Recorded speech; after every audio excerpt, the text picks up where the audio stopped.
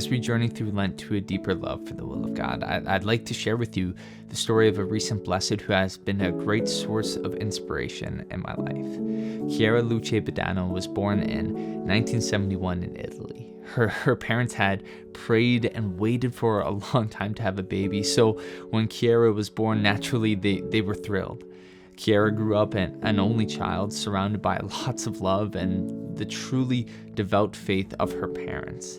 At a young age, she attended a youth conference where she felt the call to really make her faith her own. Inspired to embrace God's will in her life in all things, she adopted the motto, "Jesus, if you want it from me, I want it from me."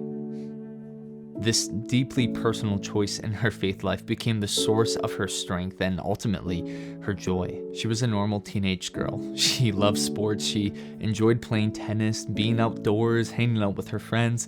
She sometimes even struggled at school, but strived to do her best, and she had plans for her future. She wanted to be an airline attendant so that she could see the world.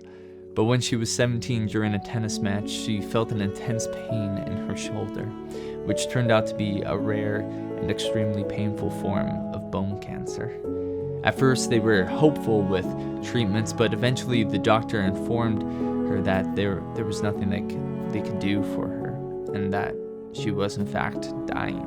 The day she received this diagnosis, her mother describes how Chiara walked into the house, went straight to her bedroom, simply saying, "Do not say anything yet." Her parents described this as her decisive life moment. After 25 minutes, Chiara walked out of her bedroom, her face radiant with joy, and said to her mother, "Now we can talk." She was prepared to embrace God's will for her life and live out what she had always said, "Jesus, if you want it from me, then I want it from me." During chemotherapy, when a lock of her hair would fall out, she'd reach up and grab it and say, "For you, Jesus." As terrible as her pain was, Chiara refused morphine. She said, "I want to share as much as possible in his sufferings on the cross." In the hospital, she would walk around visiting other patients, cheering them up. When family and friends came to visit her, they left her presence inspired by her joy. When a bishop came to visit her, he asked her, "What is the secret to your joy?" She simply answered, I just try to love Jesus as much as possible." When planning for her funeral, she said she was planning for her wedding because she saw her death as her moment to be married to Jesus and go home to heaven. She chose the music, the songs, flowers, and the readings for the Mass.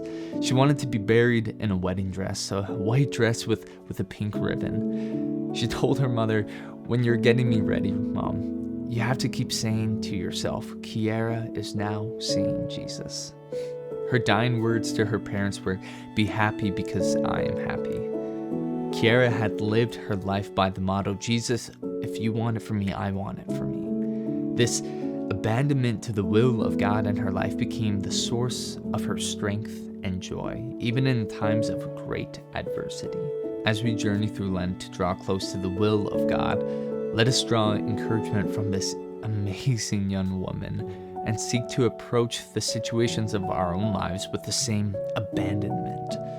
I think a good place to start is to adopt that same motto for life that Chiara had, and then see how the Lord can transform our lives, not by changing the circumstances around us, but by allowing our hearts to be conformed to His holy will.